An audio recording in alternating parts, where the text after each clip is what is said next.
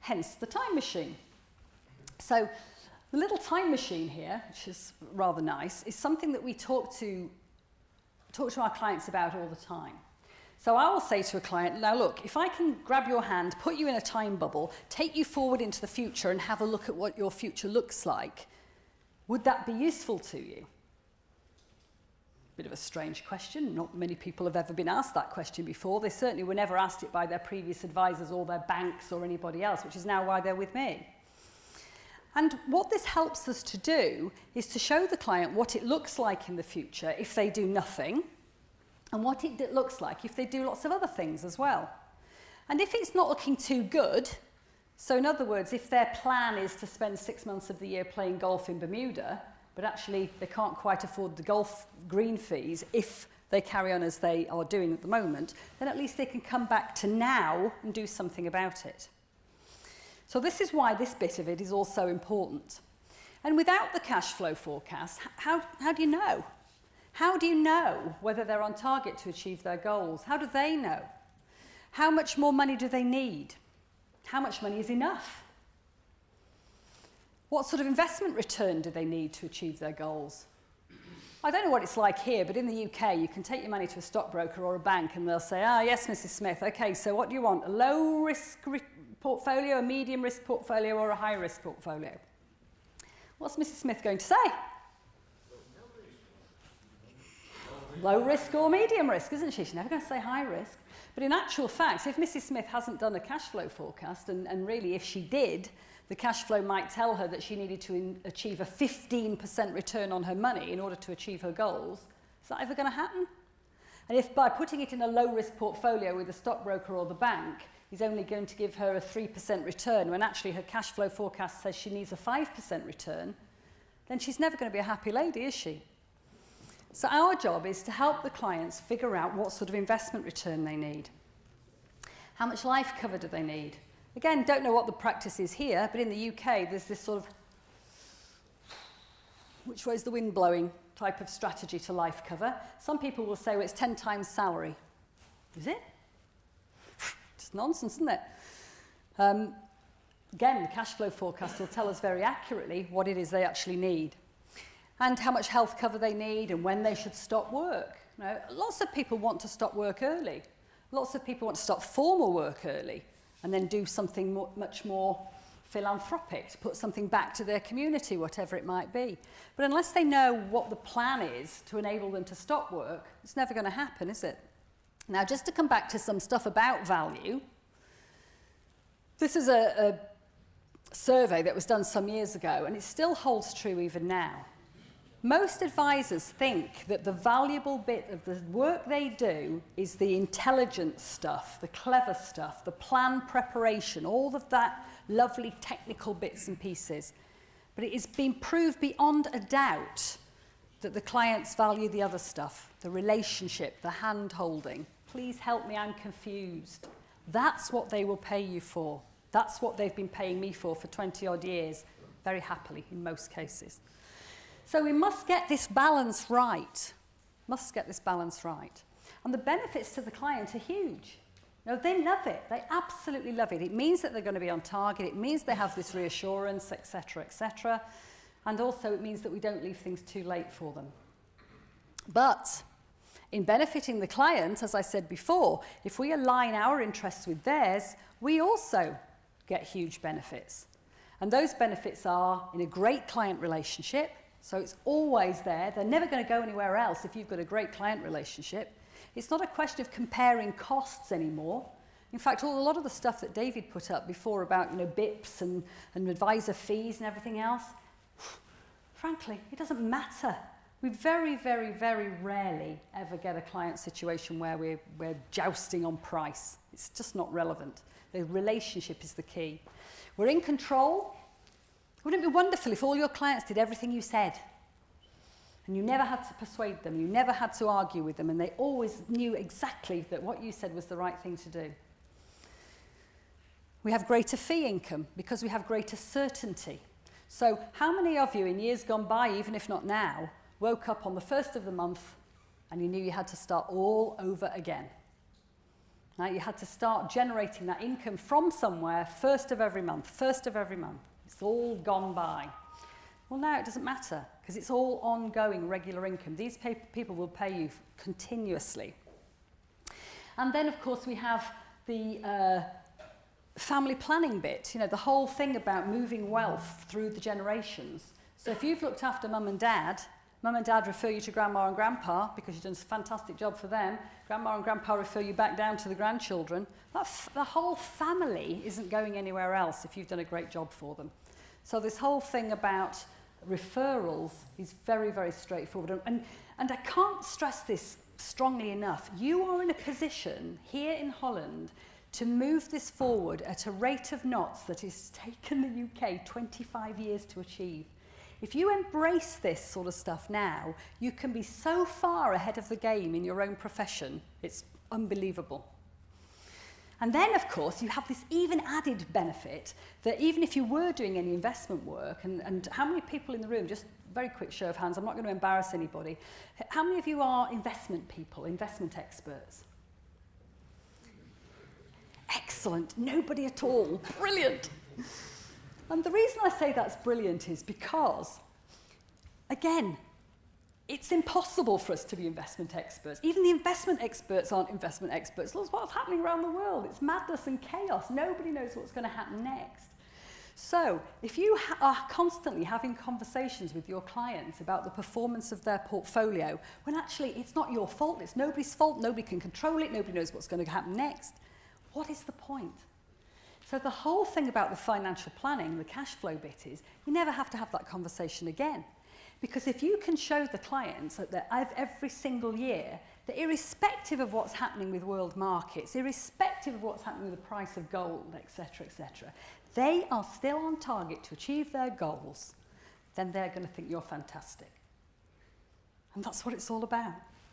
But a better business structure, certainly one that turned out for me to be a much better business structure, is to get rid of all those bloody IFAs, work by myself. And in working by myself and having some properly qualified technical people doing all this stuff that I'm not very good at, and taking a lot more of the client interaction off me so that all I had to do was sit in front of clients and be nice and do the EQ part and not have to think about research or technical or writing reports or anything else, we improved our profit by 60%, which is, you know, a pretty big difference.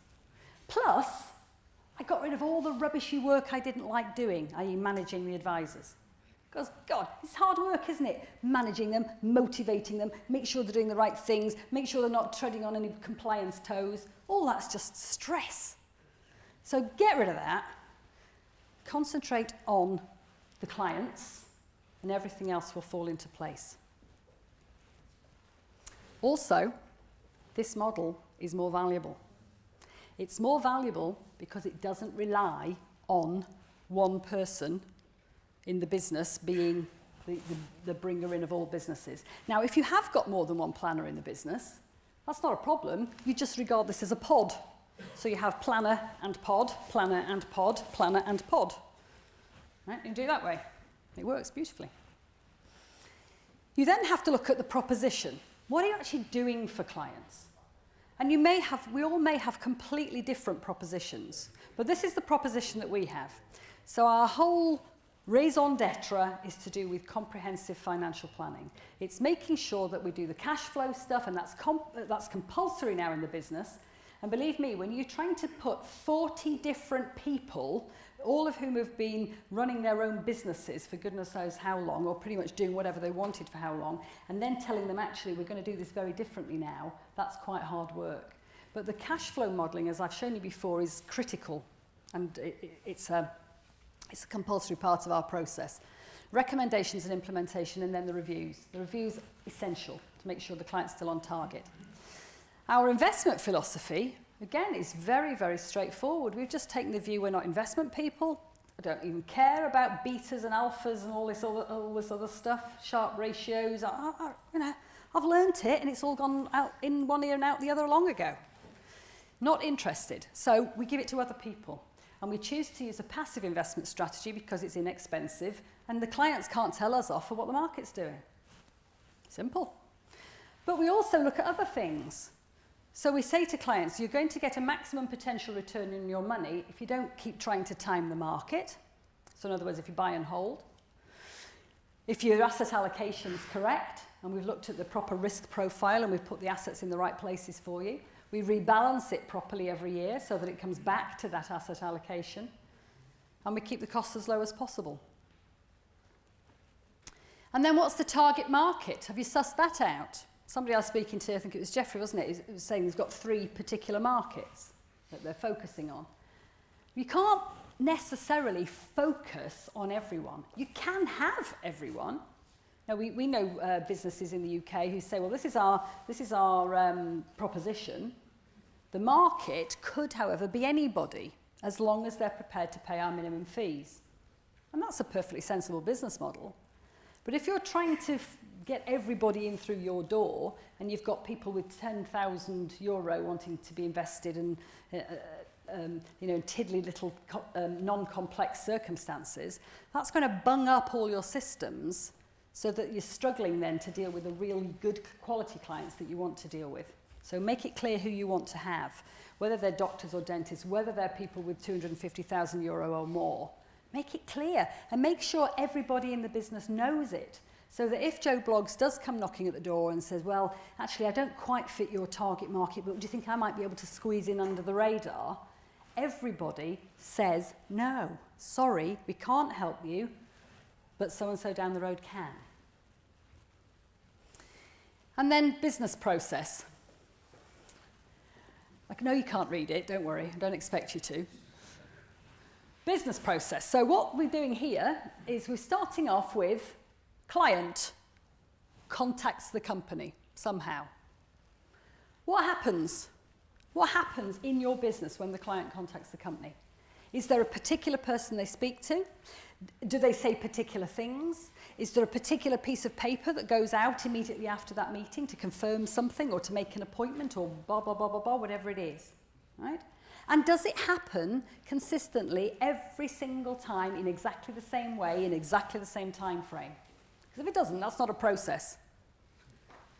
Right? So the process is from when the client contacts the company, all the things we do for them, and who does it, and in what time frame, and with what resources, all the way through until we've finished a bit of whatever that client's situation. So it might be the client comes to see us, we do all the cash flow planning, we do all their investment management, we move a few pensions around, and then we make an appointment to see them for next year. And that will be one part of the process finished. And then there'll be a whole separate process about how do we get in touch with them in a year's time, called the review process, which means that we write to them a few weeks beforehand with their valuations and their cash flow figures from the previous year, ask them to update them, send them in, make the appointment, go through all the whole thing again, Process. Processes is what will save you a lot of time, a lot of energy, a lot of money, a lot of stress. And then we come on to fees. And again, I've talked to a few of you about fees. What sort of fees can we charge? Well, we can charge hourly fees and all of these other things, fixed fees, fees based on advice, on assets under management, and retainer fees. And I've actually charged all of these types of fees in the past. In fact, when we sold Cavendish, we were charging an annual retainer fee. We were charging a fee for the compilation of the cash flow forecast. We were charging a fee for the recommendations and implementation of all our advice. And then we were charging an annual fee for just keeping things ticking over for them, based on assets under management. So it's not the case that you have to choose one of those and stick to it religiously. But what you have to be really clear about is what are you charging the fees for? And making sure the client, unsurprisingly, feels that he's getting some value and he's therefore happy to pay those fees. And there are lots of other services that you might want to throw into the pot as well. And I have no idea what they might be here, but we would do things like putting them in touch with, don't smile like that, on the front row.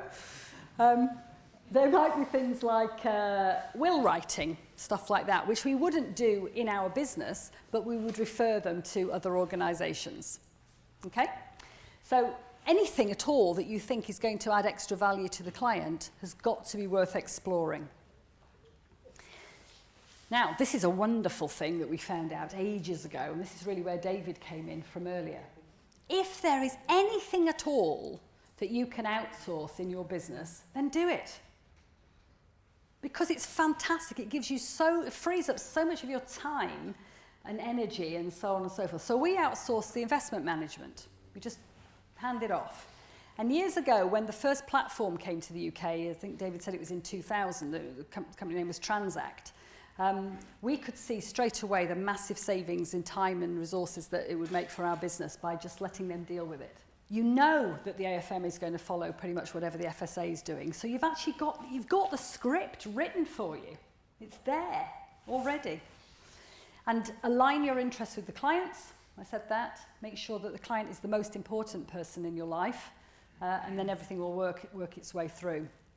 Keep it simple. Okay, so I want to tell you the story. I've got two stories, actually. One, how much time have I got, Mark? 10 minutes, okay.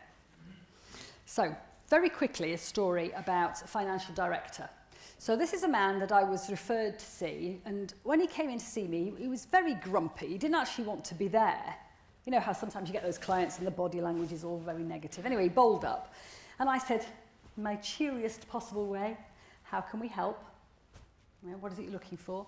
And he said, I've got £50,000 and it's just spare money and I want you to invest it for me. And I said, so what's the money for? And he looked at me as if to say, well, why are you asking me that stupid question? It's to grow. And I said, no, tell me, what's it for? What are we going to do with it?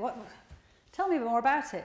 He said, well, I just want you to invest it for me. And I said, no, you don't understand. Is it for something in particular? Why do you want me to invest this money? Anyway, long story short, turns out this guy, I'll give you his little fact-find synopsis. He was earning £350,000 a year as a financial director of a fairly serious company in the UK. He did an awful lot of international travel. Some days he'd be working 17 hours in the office. His wife lived in a very nice country house down in Kent. He lived most of the week in a flat in Mayfair. He had 2 kids. They were at private school that he hardly ever saw. His wife was bored rigid because she never saw him and spent all his money in Harvey Nichols on the credit card. This is a sort of typical scenario. And he had all the trappings of a successful man. Had a lovely Jaguar car, had all the lovely suit, all the stuff. But the more I spoke to him at this conversation, I just figured, well, you're just one of these guys who's in a sort of hamster wheel running around to maintain this lifestyle that you've got, which is very nice, but actually, yeah, time to get off maybe? Let's have a little talk about this. So I said to him, right, just away from all the money stuff for a moment, tell me one thing that you're really passionate about, that you really love doing. Of course, this took him completely aback because he wasn't expecting this. And he said, well, actually, I like sailing and I've got a yacht. And he's got this yacht in Poole Harbour, which is in the south of England. Beautiful 58-foot yacht. And I said, how often do you get down to your yacht? 2 weeks of the year. Now, I don't know if any of you's got a boat, but it's like chucking £50 notes in the lavatory, isn't it? Having a boat that big and using it twice a year. So I said, right, so if we can show you a way of you being able to spend more time on your boat, is that something that would make you happy? And I knew I had him when he said, you sound just like my wife. So I thought, great, pincer movement, we'll get this guy sorted out. Anyway, again, long story short, 3 years later, we've done cash flow upon cash flow upon cash flow to show him that he could afford to give up this fancy job and this fancy lifestyle. But he was scared, as we all are, in making those big changes, and it took him a while to get his head around it. But now, I forgot to tell you, he was 51 when I met him, quite a large gentleman, because he didn't have any time for exercising, and he looked a bit pasty because he never got out in the sunshine. Now, he's a drop-dead gorgeous 55-year-old, brown, tanned, beautiful. He lives in Poole, which is about 2 minutes from his yacht. Spends most of his time sailing. His wife's moved to him. He sold the flat in Mayfair, the house in Kent. We got to invest £1.4 million, not the 50 grand we started with. He thinks that I'm a goddess because I've actually completely changed his life. He does a bit of non-executive directorship for £80,000 a year, and he's as happy as Larry. Are you talking about Paul? No, I'm not talking about Paul, as it happens. But I'm just seeking to demonstrate the difference between the old style financial sales approach, because your average IFA would have gone in and just sold him a £50,000 investment because that's what the client said they wanted. And where would that have got him? They'd probably be dead by now of a heart attack.